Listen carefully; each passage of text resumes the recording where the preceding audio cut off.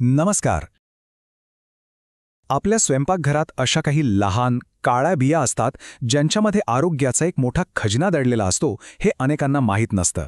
हो, आज आपण याच सब्जा बियांच्या आश्चर्यकारक शक्तीबद्दल बोलणार आहोत. उन्हाळा आला की अंगाची लाही होतेच आणि मग आपण काहीतरी थंड पिण्यासाठी शोधायला लागतो. पण विचार करा, कोल्ड्रिंक्सऐवजी एखादा नैसर्गिक आणि आरोग्यदायी पर्याय मिळाला तर? त्याचं उत्तर आपल्या स्वयंपाकघरातच आहे. या लहानशा दिसणाऱ्या सब्जाच्या बिया उन्हाळ्यातल्या अनेक त्रासांवर एक जबरदस्त उपाय ठरू शकतात. सब्जा बियांचा सगळ्यात पहिला आणि महत्त्वाचा गुणधर्म म्हणजे शरीराला थंडावा देण्याची त्यांची क्षमता. चला तर मग पाहूया त्या नैसर्गिकरित्या उष्णतेवर कसं नियंत्रण ठेवतात. सब्जा बियांचा मूळ गुणधर्मच थंड आहे. त्यामुळे होता काय की जेव्हा आपण ते सरबत किंवा लिंबू पाण्यातून घेतो तेव्हा शरीरातली अतिरिक्त उष्णता कमी होते आणि मस्त थंडावा मिळतो. आणि इतकंच नाही बरं का, त्या पाणी शोषून घेतात आणि शरीराला ते हळूहळू देत राहतात. यामुळे आपलं शरीर जास्त वेळ हायड्रेटेड राहतं. शरीराला फक्त बाहेरून थंडावा देऊन भागत नाही, सब्जा बिया आतूनही खूप महत्त्वाचं काम करतात. विशेषतः आपल्या पचनसंस्थेसाठी आणि मेटाबॉलिझमसाठी तर त्या एक वरदानच आहेत. सब्जामध्ये फायबरचं प्रमाण प्रचंड असतं. पाण्यात भिजवल्यावर ते एक मऊ जेलसारखं तयार करतात.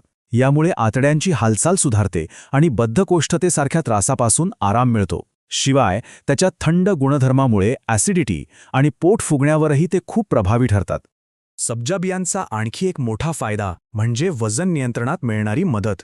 पण या लहानशा बिया हे कसं काय करतात?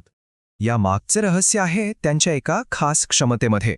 आणि ती क्षमता खरंच आश्चर्यचकित करणारी आहे.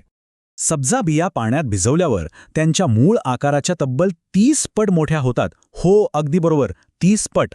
यामुळे जेवणापूर्वी ते खाल्ल्यास पोट भरल्यासारखं वाटतं, भूक कमी लागते आणि मग उगाचच काहीतरी खाणं टाळलं जातं. यात जे फायबर असतं ना, ते शरीरात कर्बोदक म्हणजे कार्बोहायड्रेट्स शोषण्याची प्रक्रिया हळू करतं. त्यामुळे जेवणानंतर रक्तातील साखरेची पातळी एकदम वाढत नाही. ज्यांना मधुमेह आहे त्यांच्यासाठी हे खूप फायदेशीर ठरू शकतं. साहजिकच आहे, जेव्हा आपलं शरीर आतून निरोगी असेल तेव्हा त्याचा परिणाम आपल्या त्वचेवर आणि केसांवरही दिसतोच. आणि सब्जा बिया नैसर्गिक सौंदर्यासाठीही खूप उपयोगी आहेत. सब्जा बियांमध्ये अँटीऑक्सिडंट्स आणि व्हिटॅमिन ई भरपूर प्रमाणात असतात. हे घटक शरीरातील विषारी पदार्थ म्हणजे टॉक्सिन्स बाहेर टाकायला मदत करतात.